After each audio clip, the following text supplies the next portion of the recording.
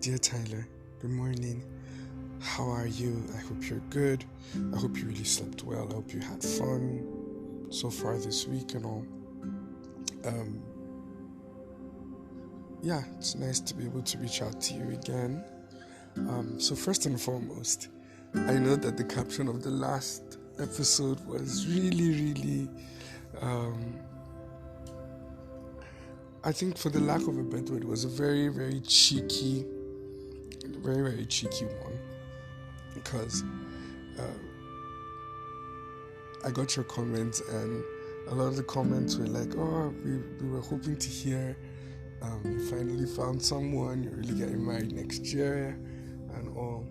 It's just part of the art you get of this whole podcast thing, being able to come up with captivating captions, to be able to draw an audience. And in a while, that has been the most listened podcast, right? So I think I got up to maybe like 56 listens and all. Everybody was just like really checking it out. It was a fun experience though, but I'm sure that you're able to learn something from it. And yeah, do I intend to get married? Yeah, I do. Of course, I want to get married.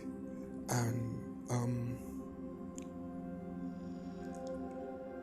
so let me just push this out. Next year won't be bad. Next year won't be bad for me to get married and all. And maybe I'll put this as like a little treat for you. Once I've settled who she is, what I'll do is maybe we'll get to share our stories leading up to that point. So you guys should pray for me that she comes quickly, or I find her quickly rather, and so that we could have like real stories. I think it would be nice.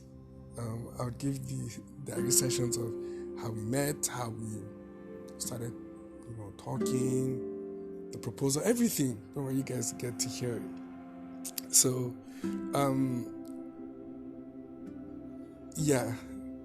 it's we're back again. Another episode. I'm pretty excited about this one.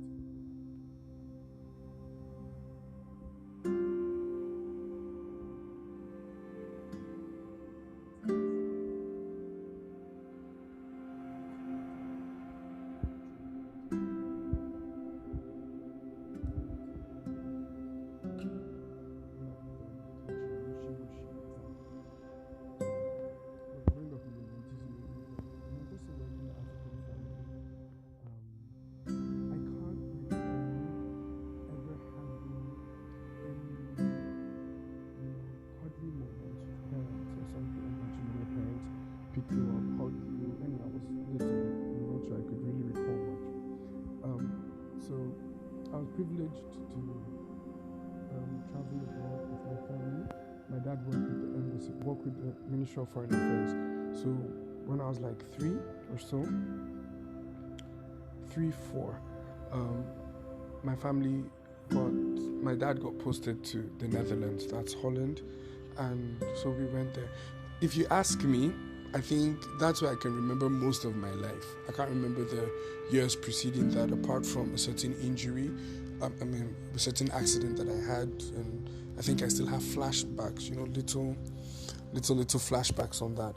But then I think the formative part of my life, the time that it really started,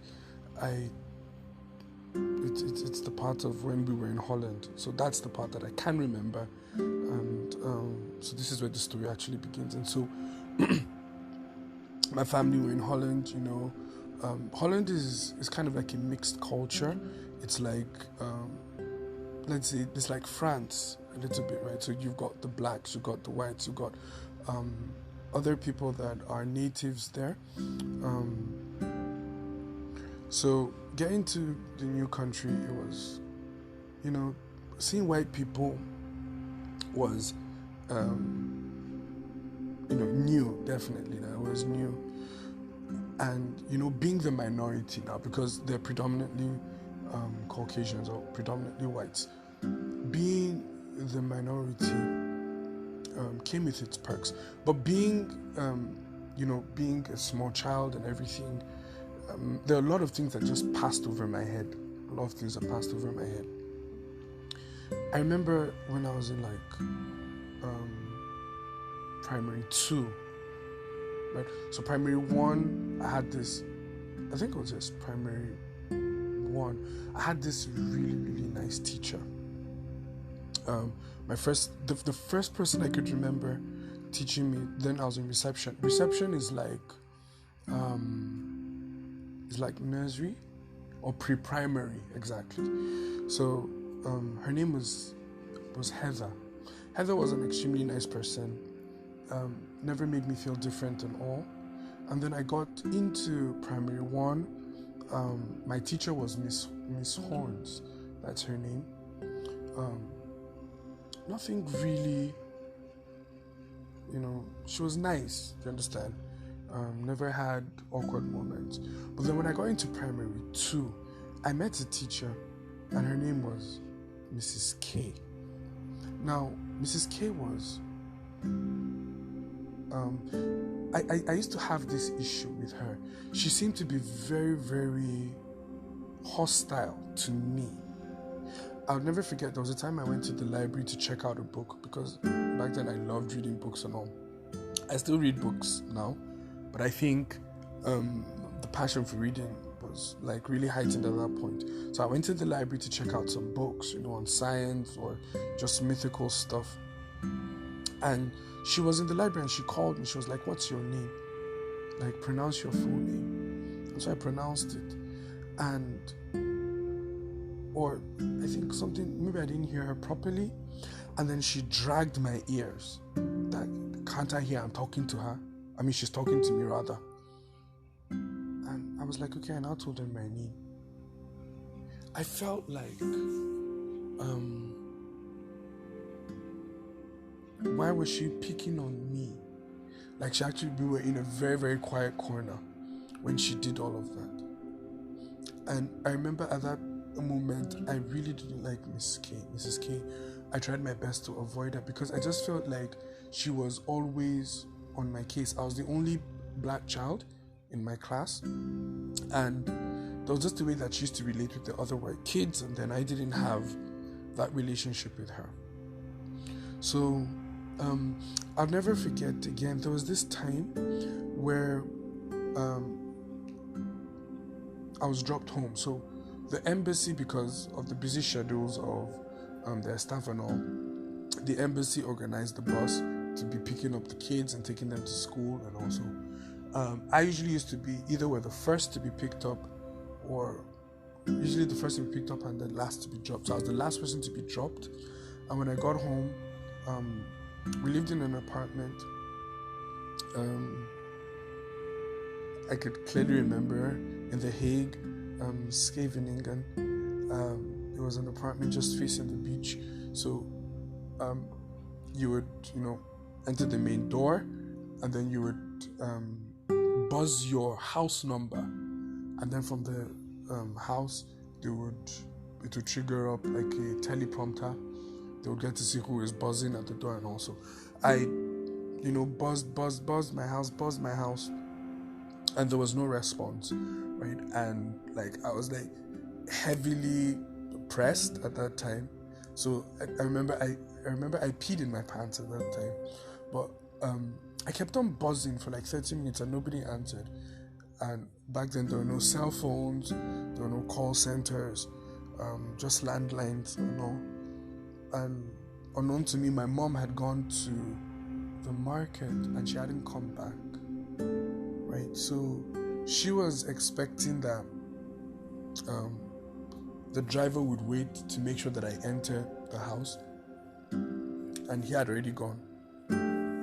So I stayed at that place and I was crying, just a young child, I think like 6, 7. I was just crying, and I noticed that a lot of white people passed by me. They would just look, they'll see a black child crying, and then they'll just go.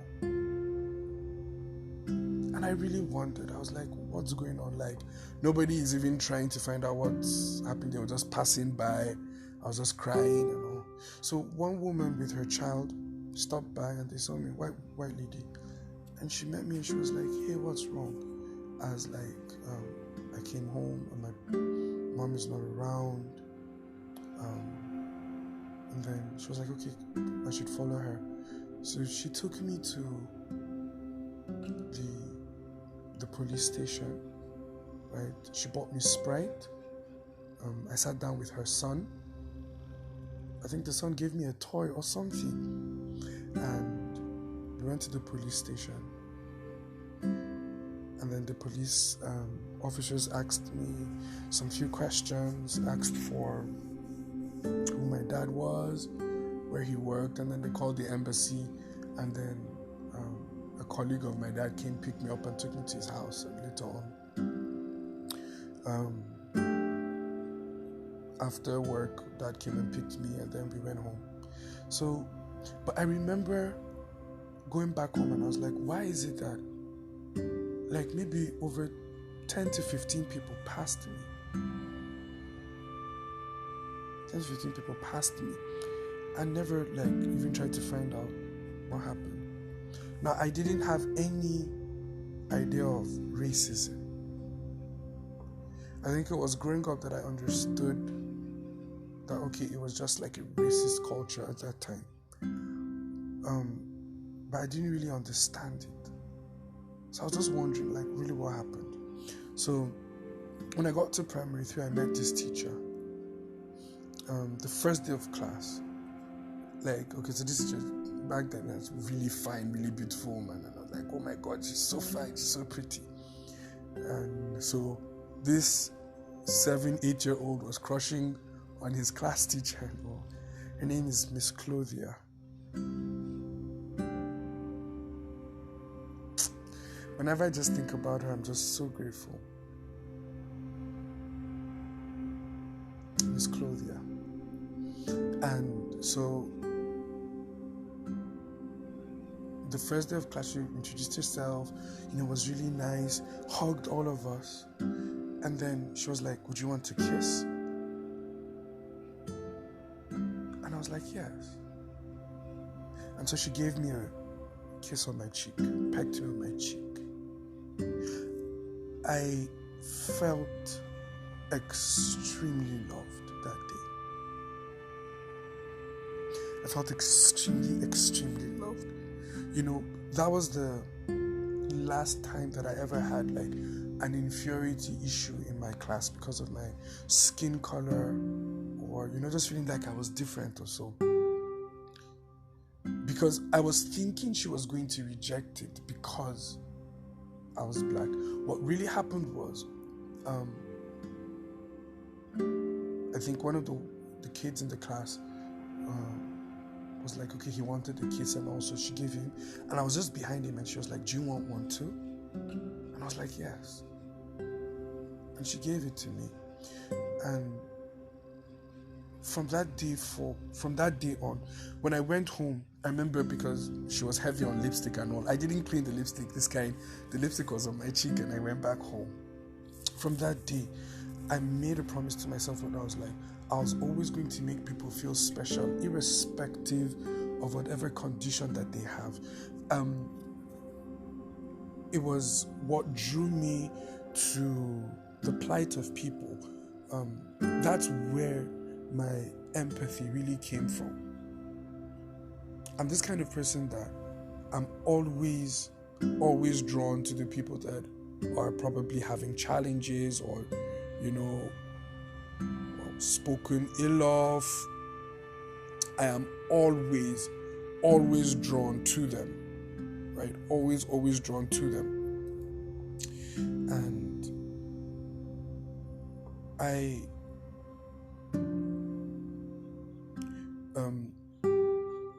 remember, just how the woman made me feel that day. And I told myself, and I was like, these are the people I would go for. I know how I felt when she came over to me, when she hugged me and she told me, just that kiss and all.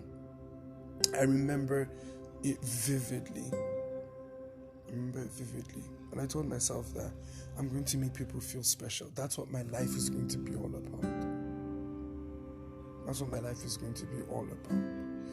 And so,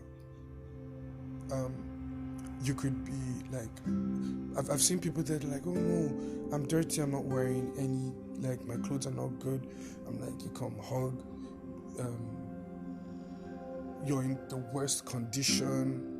You're in a very bad place. It doesn't really matter to me. You get? Because all I remember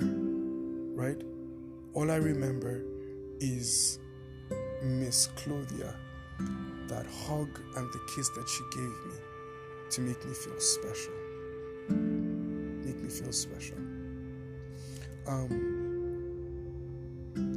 To be honest, I don't really know the lesson that we all could draw out from this. Honestly, I don't know the lesson that we all could draw out from this, but I just felt like I should share it because it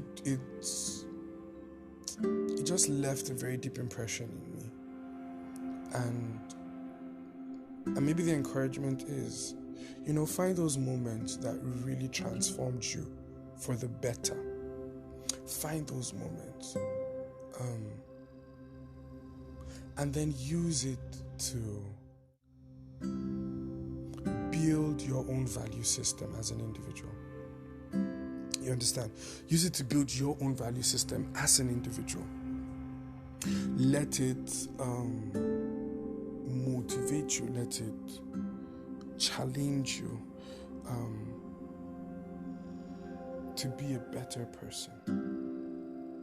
I really don't know if I articulated this very well, but because the world will give you reasons to turn back on certain things that you know that are very good, that are of a good report, that are valuable, right? The world would give you 1,000,001 reasons why you should do that. And that's just the honest truth. But there's always that one person or that one event that was like a miracle for you. Cherish it. Whenever people give me a reason to treat them bad, to be honest, what comes to my mind is that day when Miss Claudia hugged me and gave me a kiss on my cheek. And I'm like, if one person can go out of her way to make a guy feel special, if one person can go against the norm. I remember that lady too with her son that came and picked me when I was crying and all. If one person can go out of the norm, out of the system to make me feel special, then there is absolutely nothing I will not do to make others feel special too.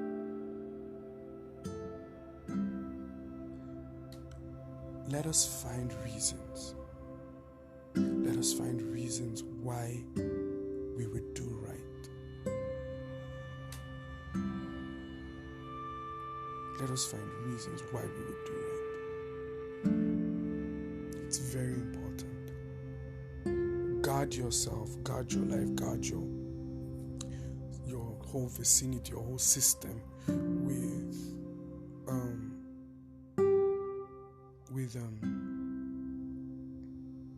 with pointers that would lead you towards taking or making the right decisions or taking the right actions.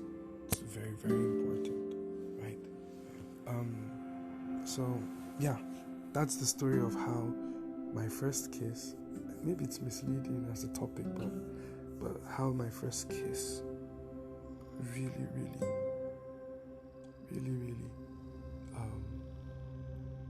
changed me forever.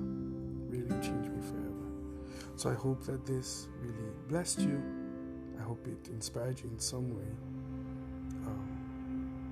Like I said, I'm sorry that it's not so articulate in the way normally, but yeah, I think this is just me being raw, just being plain, right? I think I just need to emphasize this again, please. There must be something, there must be an experience you've had in this life. Somebody must have let you know that there are still good people in this world and that there is still good in this world. Hold on to those moments. Hold on to those moments. And let those moments build your convictions and let them build your values. Right? So yes, I love you, Tyla. I'm always rooting for you. Appreciate you big time. Right? So please and please do well to share this with your friends. And do have an awesome day. Bye.